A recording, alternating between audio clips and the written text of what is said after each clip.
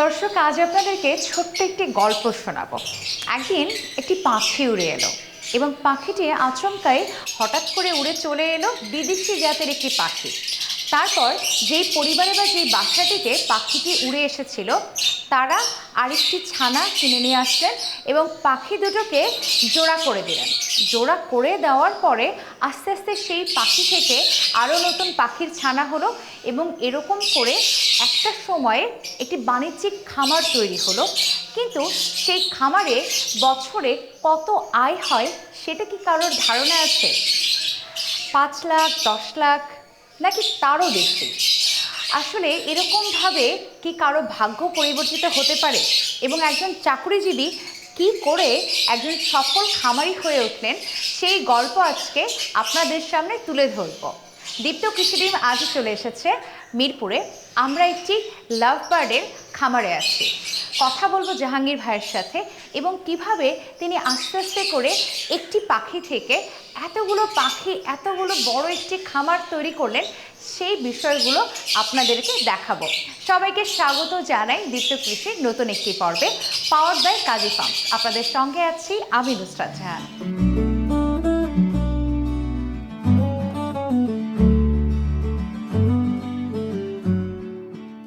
আমি একটা বেসরকারি প্রতিষ্ঠানে ম্যানেজার কর্পোরেট সেলস হিসাবে জব করি। আমি 2019 সাল থেকে পাখি পালা শুরু করেছি। শুরুর জার্নিটা একটু কঠিন ছিল। তো যেটা হয়েছে, শুরুর দিকে একদিন আমার বাসায় একটা পাখি উড়ে আসে। উড়ে আসার পর আমার ওয়াইফ ফোন করে বললো যে আমাদের বাসায় একটা পাখি এসছে। পরে আমি অফিস থেকে ব্যাক করার পর আমি যেটা কী করছি, ওই পাখিটাকে দোকানে নিয়ে গেছি। নিজে ওটা বলছে মেল না ফিমেল। ওটা মেল পাখি ছিল, দোকানওয়ালা আমাকে একটা ফিমেল পাখি দেয়।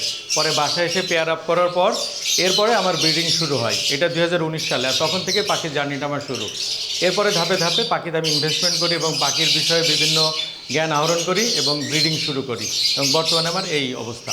পাখি পালন যখন শুরুর দিকেই করে আমি তেমন কোনো কিছু ইনফরমেশন জানতাম না। অনেকে বলতো যেটা আসলে পয়সা নষ্ট হচ্ছে, তুমি এদেরকে ব্রিড করাতে পারবে না। ইভেন আমি যেখান থেকে পাখি সংগ্রহ করছি ওনারাও বলতো যে দেখেন, টাকা থাকলে অনেক পাখি কালেকশন করা যায়, কিন্তু পাখিকে আপনি কখনো ব্রিড করাতে পারবেন না। কিন্তু তারপর আমি এটাকে জিদ আকারে নিয়ে আস্তে আস্তে শেখার চেষ্টা করি যে কীভাবে পাখি ব্রিডিং করানো যায়। আল্লাহর রহমতে এখন খুব ভালো মানের পাখি ব্রিড করা আমি শিখে গেছি। ইনিশিয়ালি আমার ইনভেস্টমেন্ট ছিল, তখন আমি বেলকুনিতে পাখি পালতাম। বেলকুনিতে পাখি ছিল 6 পেয়ার। 30 থেকে 25 হাজার টাকা আমার ইনভেস্টমেন্ট ছিল।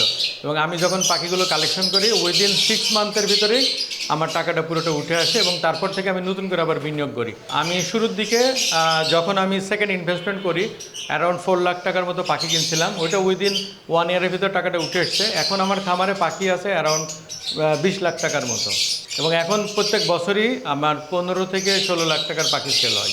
পাখি পালন খুবই চমৎকার একটা কাজ।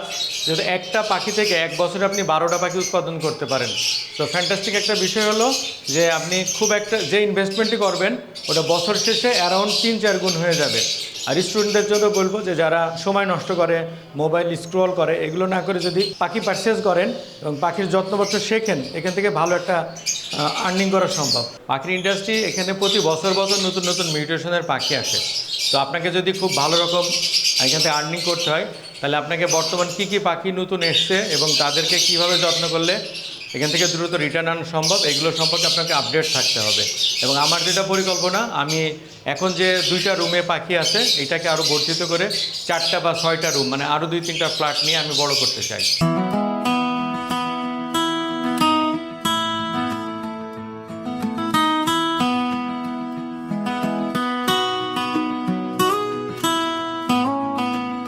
ভাই আসসালামু আলাইকুম, কেমন আছেন?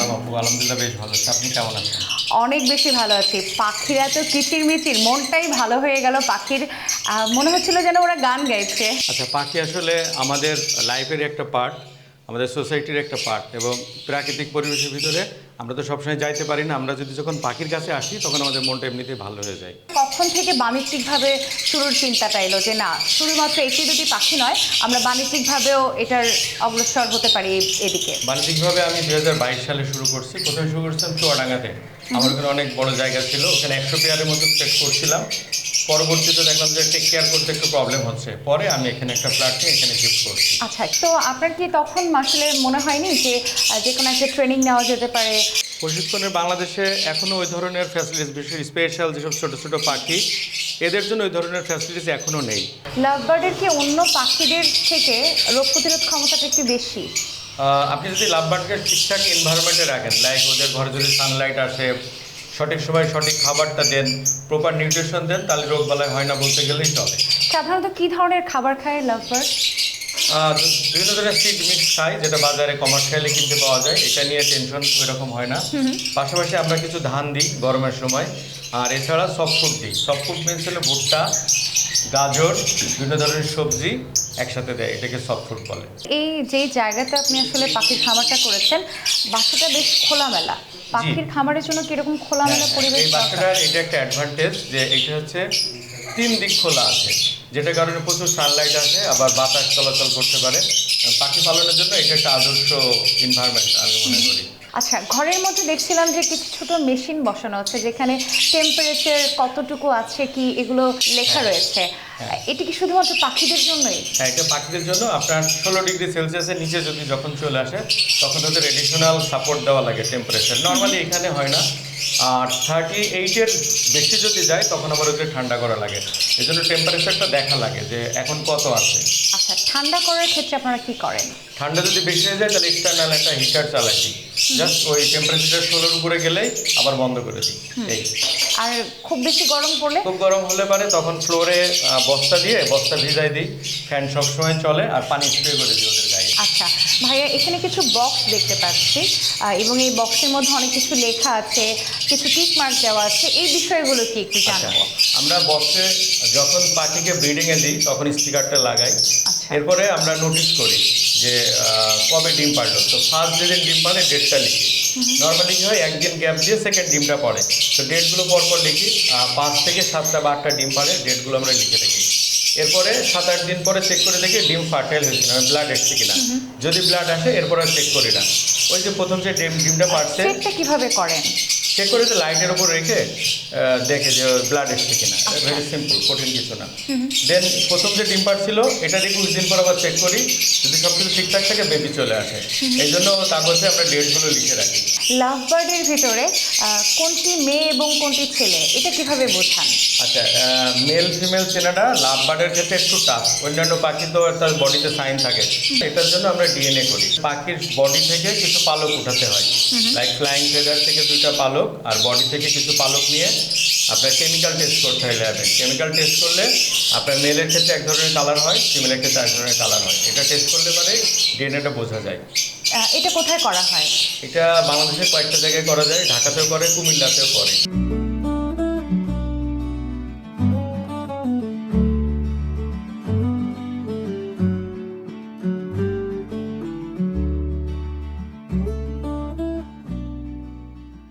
দর্শক বিরতি পরে আরও একবার স্বাগত জানাই দীপ্ত কৃষিতে, পাওয়ার বাই কাজী ফার্ম। সঙ্গে আছেন নুসরাত জাহান এবং আমার পাশে আছেন জাহাঙ্গীর ভাইয়া। ভাইয়া, ডিএনএ যে করালেন, সেটার কি কোনো সার্টিফিকেশন থাকে বা কোনো নমুনা আপনাদেরকে দেওয়া হয়? আচ্ছা, ডিএনএ প্রসেস হচ্ছে আমরা ফেদার কালেকশন করে, যারা এটা করে আমরা ল্যাবে পাঠিয়ে দিই। ল্যাব থেকে রেজাল্ট তৈরি করার পরে ওটা পিডিএফ একটা রিপোর্ট দেয়। দেন ওরা হচ্ছে এই সার্টিফিকেটটা দেয়, এবং এখানে দেখেন লেখা আছে যে পাখির ডিএনএ আইডি, তারপরে পাখির আইডি, এরপর হচ্ছে পাখি কোন প্রজাতির, হ্যাঁ, লাভবার্ড, ভায়োলেট, অফলাইন, তারপর আমার নাম, তারপর আমার খামারের নাম, এরপর ফেদার দিয়ে করেছি ফেদার, এরপর এটা ছেলে না মেয়ে সেটা, এবং একটা ডেট থাকে, এবং ডেট দিয়ে বোঝা যায় যে পাখির এজটা কেমন আর কি। আচ্ছা, আপনারা যখন সেল করছেন, কিভাবে সেল করছেন পাখিগুলোকে বা ছানাগুলোকে? সেল মূলত যেটা হয় যে সোশ্যাল মিডিয়ার বিভিন্ন পোস্টের মাধ্যমে হয়, আর ইউটিউবের বিভিন্ন চ্যানেলের মাধ্যমে হয়। আর আমার আরেকটা বড় যে অ্যাডভান্টেজ হয়েছে যে আমি তো গত 6-7 বছর ধরে পাখি পালি, আমার পরিচিত যে সার্কেল আছে ওইখানে ম্যাক্সিমাম সেলগুলো হয়ে যায়। আচ্ছা, আপনার নিজের কি কোনো পেজ আছে? হ্যাঁ, আমার নিজের পেজ আছে, magic box by Amazon aviary. ওখানে পোস্ট করলে ওটা প্রায় 26,000 ফলোয়ার আছে। ওইখান থেকেই সেলটা মোটামুটি জেনারেট হয়ে যায়, খুব বেশি ঝামেলা হয় না। আচ্ছা, কোন ধরনের মানুষরা সাধারণত আপনার এখানে আসে পাখি ক্রয় করতে? ম্যাক্সিমামই আমার কাস্টমাররা কর্পোরেট লেভেলের। ভাইয়ের সাথে ফার্স্ট পরিচয় আমার জিমে থেকে। তো উনি হয়তো জিম করতে গেছিলো আমার জিমে, তো সেই ক্ষেত্রে ওনার সাথে নর্মালি পরিচয়। আমি জানতাম না তখন যে উনি যে পাখি লাইনে আছে বা কোনো কিছু। তো আমি একদিন ইউটিউব স্ক্রলিং করতেছি যে পাখি পালবো, একটু দেখি কীভাবে কি, অনেক কিছু তো জানার থাকে। তো করতে করতে দেখলাম ওনার ভিডিও আসছে। এবং কাজীপাড়াতেই। তো যেহেতু আমরা বাসার কাছেই মেহেরপুর 11 নম্বর, সেই সুবাদে আমি ধরেন আর্জেন্ট আমি ভাবলাম যে আমার ওনার সাথে আর্জেন্ট একটু দেখা করা লাগে ফার্স্ট। তো ওনার সাথে আমি দেখা করি, দেখা করার পর দেখি আমার বিরাট বড় একটা সেট আপ। এটা দেখে পর কিন্তু আমার খুব ভালো লাগছে। তো নর্মালি আমি যেহেতু নতুন এই লেনে, তো সেই ক্ষেত্রে আমি ফার্স্ট নর্মালি লাভবার কিনি, দেন আমি ট্রাই করি যে হ্যাঁ একটু আমার হাই নিউট্রিশন যাওয়া উচিত আসলে। তো দেখলাম যেহেতু হাই নিউট্রিশনের প্রাইসটাও ভালো আসে, ইন ফিউচার আমি বাচ্চাগুলি সেল করতে পারবো খুব ভালো দামে। তো সেই ক্ষেত্রে আমি ভাইয়ের কাছে যোগাযোগ করার পর তো ভাই বললো আপনি আমার আগে আপনি আসেন, আমার ভিজিট করে দেন খামারটা। তো আসলাম, দেখলাম, খুব ভালো লাগলো খামারটা। তো খামার দেখার পর ভালো লাগার পর আমি বললাম যে ভাই আমারও তো ইচ্ছা আছে যে আমি তাহলে শুরু করতে চেয়েছি। তো এই আমার ওনার কাছ থেকে এরপর আমার কিছু পাখি নেওয়া, তো ওখান থেকেই শুরু আস্তে আস্তে। পাখি পালতে গেলে যেমন আমরা যদি এই রুমটার কথাই বলি, এই রুমে অনেকগুলো পাখি আছে, আনুমানিক কয়টি পাখি আছে এখানে? 25 পেয়ার মতো, কারণ 50টা পাখি আছে। আচ্ছা, তো সাধারণত এই সাইজের একটা রুমে আমরা কতগুলো পাখি রাখতে পারি? এখানে আরও বেশি রাখতে পারি, কিন্তু আমি দেখছি যে 50 পেয়ারের বেশি রাখলে পারে ওদের বিভিন্ন ধরনের ঝামেলা হয় আর কি। এখানে যে পাখিগুলো আছে বিভিন্ন কালারের, এগুলোর কালার ভেদে কি নাম আলাদা আলাদা? আমাকে একটু দেখাবেন। বিভিন্ন খাঁচাতে আমরা দেখছি যে কোনো কোনো জায়গাতে ইয়েলো কালার আছে, কোনো কোনো জায়গাতে গ্রিন অ্যান্ড রেডের কম্বিনেশন আছে, স্কাই ব্লু অ্যান্ড হোয়াইট আছে। তো আলাদা আলাদা পাখির রঙের সাথে কি নামগুলো আলাদা আলাদা? এদের হচ্ছে গায়ের রং যখন চেঞ্জ হয় ওদের মিউটেশনের নামটা চেঞ্জ হয়। এবং ইন্টারেস্টিং ব্যাপার হলো যে আপনার এই কালারের জন্য ওদের প্রাইসটা চেঞ্জ হয়। হ্যাঁ, আচ্ছা, আমি যদি এই খাঁচাটির কথাই বলি, এই খাঁচাটিতে বেশ অনেকগুলো রঙের পাখি আছে এবং একটি পাখি দেখতে পাচ্ছি একদম সাদা। তো এই পাখিগুলো আসলে কিভাবে নামকরণ করা হয়ে থাকে? আচ্ছা, একদম সাদা যে পাখিটা, এটার নাম হচ্ছে অ্যালবিনো। অ্যালবিনো মানেই সাদা। আর যেটা গ্রিন দেখা যাচ্ছে এটা হলো অ্যালবিনো অপালাইন, গ্রিন অপালাইন। এবং অ্যালবিনো এবং গ্রিন অপালাইনের কম্বিনেশনে দেখেন একটা হলুদ পাখি হয়েছে। হ্যাঁ, এই হলুদ পাখিটার আপনার দামও বেশি এবং হচ্ছে এটা সৌন্দর্যও বেশি, এবং এইটা বিভিন্ন পাখি থেকে তৈরি করতে হয়।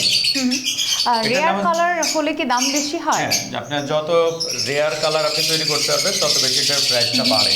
তো এই যে হলুদ রঙের যে পাখিটির কথা বললেন যে একটু এক্সপেন্সিভ, এটার একটা পেয়ারের দাম কত হতে পারে ভাইয়া? লুটিনো অফলাইন আমরা গত বছর যখন এটা আমরা সেল করছি 50,000 টাকা করে পেয়ার সেল করছি। যেমন এখানে 4টা যে বেবি উঠছে, 2টা লুটিনো অফলাইন স্প্লিট ব্লু, আর 2টা হচ্ছে গ্রিন অফলাইন স্প্লিটিনো স্প্লিট ব্লু।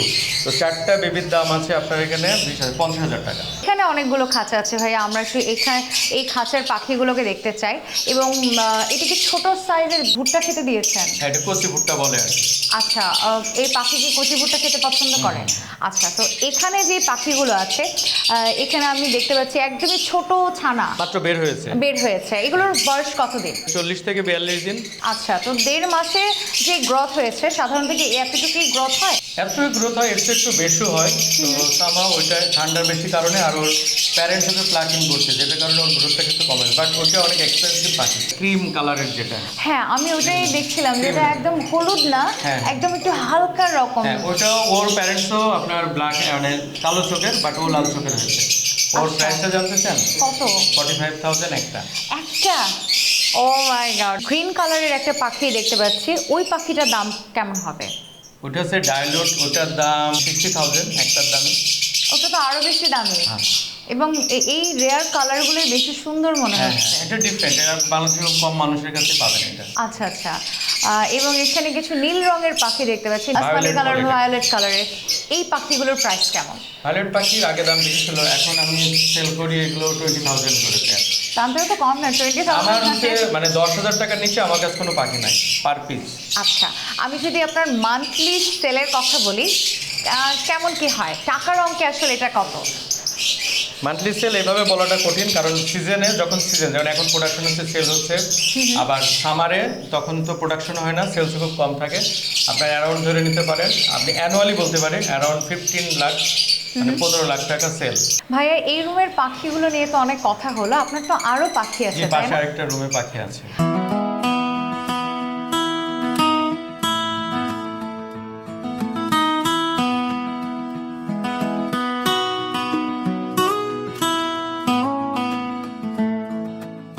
ভাইয়া, আমরা আরেকটি রুমে চলে আসলাম, এখানে কতগুলো পাখি আছে? 25 পেয়ার মতো পাখি আছে। 25 পেয়ারের মতো। আচ্ছা, এই পাখিগুলোর কি এক একটার এক এক রকম বয়স? ম্যাক্সিমাম পাখি আমার এখানে আছে 1 বছর থেকে 3-4 বছরের, এরপরে মানে অ্যাডাল্ট। অ্যাডাল্ট, এরপর বেশি বয়সগুলো ওগুলো সেল করে দিই। আচ্ছা, বেশি বয়স্ক হলে কি পাখি তখন ডিম পাড়া বন্ধ করে দেয়? কিছুটা কম হয়ে যায়, বন্ধ করে না। একটা পেয়ার থেকে আপনি বছরে কতগুলো বাচ্চা পাচ্ছেন? আচ্ছা, একটা পেয়ার থেকে এভারেজ আপনার 12টা বেবি পাওয়া যায়, মানে 3বার ব্রিড করে। 12টা? হ্যাঁ, আরও বেশি পাওয়া যায়, আমি এভারেজ বললাম যে 12টা পাওয়া যায়, মানে হচ্ছে গিয়ে 4টা 3বার ব্রিড করে 4টা বেবি পাওয়া যায়। মানে এটা হচ্ছে লাভবার্ড পালন বা পাখি পালনের একটা বিউটিজ, যে আপনি 2টা পাখি পারচেস করলেন, তারা অ্যাডাল্ট হলো, এখান থেকে আরও 12টা পাখি পাবেন, মানে বছর শেষে যে ওইটা হবে 14টা পাখি। ভাইয়া এখানে যে বক্সগুলো আছে, এই বক্সের ভেতরে কি ডিম আছে? আমার এখানে ম্যাক্সিমাম বক্সের ভিতরেই ডিম আছে এবং সাথে বেবিও আছে। আমরা কি ডিম দেখতে পারি? চান? জি, দেখতে শিওর। চাই। আমরা এইটা দেখি, হ্যাঁ, বের করবো। একটু প্লিজ আমাদের Okay. আমাদের আচ্ছা, যারা এখানে দর্শক যদি শ্রোতা মানে আছে। দেখতেন, এখানে বেবি আছে 6টা, আবার ওই যে প্যারেন্টসের ডিমও দিয়েছে, হ্যাঁ। আচ্ছা। এখানে 8টা মতো ডিম আছে। এবং দেখুন দর্শক, ডিমগুলো কি সুন্দর করে, মানে মনে হচ্ছে যেন একেবারেই প্রত্যেকটা ডিম একই সাইজের। হ্যাঁ, ডিম একই মানে সাইজেরই ছোট হয়। বড় নেই, একই সাইজের ডিম। আচ্ছা ভাইয়া, এখানে একটা আকাশি নীল রঙের পেয়ার দেখতে পাচ্ছি। হ্যাঁ, এটা হচ্ছে ব্লু অফলাইন স্প্লিট ইনো, মানে যদি আপনি ব্লু পাখি দেখতেছেন, এখান থেকে সাদা এবং হলুদ দুইটা আসবে। এটার প্যারেন্টসের দাম খুব বেশি না, আপনার 28-30 হাজার টাকা, বাট এখান থেকে যে বেবি আসবে এক একটা বেবির দামই 20,000 টাকা হবে। এখানে যে পাখিটি রয়েছে, একটি এক জোড়া দেখতে পাচ্ছি, এটা ওই যে গ্রিন অফলাইন না কি বলেন Green আপনারা? offline। ওটা, এটার বয়স কতদিন? আচ্ছা, এদের বয়স হচ্ছে 2 বছরের মতো। গ্রিন অফলাইন দেখতে, বাট এদের ইনো আছে, গ্রিন অফলাইন স্প্লিট ইনো, মানে এখান থেকে লাল চোখের পাখি আসবে। আচ্ছা, এই পাখির জোড়ার বয়স কতদিন? এটা হচ্ছে 1 ইয়ার প্লাস। ভাই আমরা পাখি দেখলাম, ডিম দেখলাম, আবার বেশ কিছুটা 1-1.5 মাস বয়সী বাচ্চাও দেখলাম। একদম নতুন সদ্য ফুটেছে এরকম কোনো বাচ্চা কি আছে? লাইক এখানে সবটাতে আছে, বাট আমি দেখাতে পারি যেটার বয়স 15-20 দিন মতো হয়ে গেছে বেবি, এই ধরনের বেবি এখানে একটা আছে। আচ্ছা, একটু দেখতে চাই। এখানে কিছু লেখাও দেখতে পাচ্ছি। লেখা আছে, এগুলো ডেট লেখা আছে, কবে এগুলো ফুটছে আর আচ্ছা। তাদের এজটা কত। হ্যাঁ, এই যে ও মাই গড, এখানে বেবি আছে 4টা। হ্যাঁ, দর্শক আপনারা দেখুন, একদমই জাস্ট সবে একটু লোম পালক টালক উঠছে, 4টা ছোট ছোট চারটা বাচ্চা আছে। আছে। এগুলো দেখে কি এখন আপনি বুঝতে পারবেন যে এগুলোর রং কি হবে? হ্যাঁ, এগুলো তো বোঝা যাচ্ছে, এগুলো গ্রিন হবে এবং ভায়োলেট হবে, এই দুইটা মিলে হবে।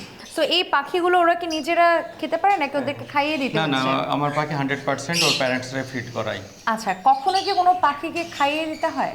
হ্যাঁ, যখন কেউ সিক হয়ে যায় বা যারা প্রোডাকশন আরও বাড়াতে চায়, লাইক হচ্ছে বছরে 3বার হয়, কেউ যদি মনে করে যে 5বার বেবি ফুটাবে বা 4বার বেবি ফুটাবে, সেক্ষেত্রে এই যে এই অবস্থায় বেবিগুলোকে বের করে ফেলে, বের করে আচ্ছা। বাপ মাকে রেস্টে দেয় এবং ওদেরকে হ্যান্ড ফিড করায়।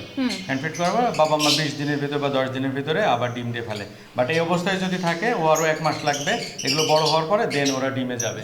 আচ্ছা ভাইয়া, এখানে কিছু পাখি দেখতে পাচ্ছি এবং এই খাঁচাটা অন্য সব খাঁচাগুলো থেকে আলাদা, বেশ বড় একটা খাঁচা, এটার কারণ কি? আচ্ছা, এটা কারণ হচ্ছে, এটা হচ্ছে পাখির জিম বলা যায়, এক্সারসাইজ করার জায়গা। এটা হচ্ছে পাখি আপনার ডিম দিতে দিতে বা বক্সের ভিতরে থাকতে থাকতে অনেক সময় হেলদি হয়ে যায়, মানে চর্বি জমে যায়, তখন আমরা এটার ভিতরে দিই। এটার ভিতরে একটু বড় হওয়ার কারণে ফ্লাইং করে, ফ্লাইং করতে করতে ওর মানে ক্যালোরি বেশি বার্ন হয়, তখন ও স্লিম হয়, এনার্জেটিক হয়, দেন আবার সে ব্রিডে চলে যায়। ভাইয়া, আপনার বাৎসরিক একটা আয়ের কথা আমরা শুনেছিলাম। আমি যদি খরচের কথা বলি, তাহলে এই পাখিগুলোর মেইনটেনেন্স আপনার কিরকম খরচ হয়? খরচ আমার এই ফ্ল্যাটটাতে টোটাল খরচ হয় এই পাখিগুলোর জন্য অ্যারাউন্ড 40,000, মানে 40,000 টাকার মতো খরচ হয়। যে কেউ যদি চায় যে আমি ছোট পরিসরে একটা খামার শুরু করব, তাহলে সে প্রথমে কিভাবে শুরু করতে পারে এবং কত অ্যামাউন্ট নিয়ে শুরু করতে পারে? আচ্ছা, এখানে খুব মানে ইম্পর্টেন্ট একটা কোশ্চেন করছেন, মানে যেটা হবে যে একজন মানুষ পাঁচ পেয়ার পাখি দিয়ে তার বেলকনিতে শুরু করবে। শুরু করার পরে সে হচ্ছে যত্নগুলো শিখবে। প্রথমে কম দামের পাখি পারচেস করবে, অ্যারাউন্ড গ্রিন পাখি বা নীল পাখি বা ভায়োলেট পাখি দিয়ে পারচেস করবে এবং 1 বছর যত্ন করবে, শিখবে। এরপরে সে আস্তে আস্তে আস্তে দামি পাখির দিকে যাবে এবং তার ইনিশিয়ালি একটা ইনকাম শুরু হবে। সে যদি 50,000 টাকা খরচ করে শুরু করে, উইনিং 1 বছর বা 14 মাসের ভিতর তার টাকাটা উঠে আসবে, সে যদি প্রপার যত্ন নেয়। ভাইয়া, অসংখ্য ধন্যবাদ আপনাকে দীপ্ত কৃষিকে সময় দেওয়ার জন্য। আপনার খামার আরও বেশি বড় হোক এই প্রত্যাশা করছি।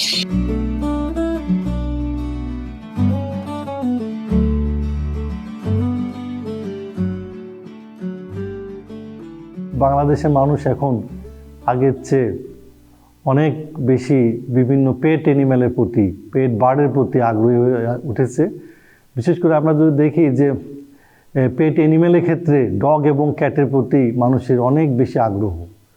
এর সাথে সাথে যারা বিশেষ করে পেট ক্যাট এবং ডগ রাখতে চান না, তারা কিন্তু পেট বার্ড সহজভাবে রাখার জন্য চিন্তা করে। এবং দেখা যায় যে যারা একটু মোটামুটি সচ্ছল, প্রত্যেকের বাসাতেই এখন পেট বার্ড বা পেট অ্যানিম্যাল দেখা যায়। যেহেতু পেট বার্ডের অনেক চাহিদা, কাজেই পেট বার্ডের যারা প্রোডাকশন করে তারা অনেক লাভবান হচ্ছে। পেট বার্ডের ক্ষেত্রে বিশেষ করে লাভ বার্ডের প্রতি আগ্রহ অনেক বেড়েছে। কাজে আমি মনে করি যে পেট বার্ডের ক্ষেত্রে আমরা লাভ বার্ড সহ অন্যান্য যে বার্ডগুলা যারা উৎপাদন করে সেটার মাধ্যমে লাভবান হচ্ছেন, তাদের আমরা উৎসাহিত করার জন্য আমাদের সরকার থেকেও তাদেরকে সহযোগিতা করা উচিত।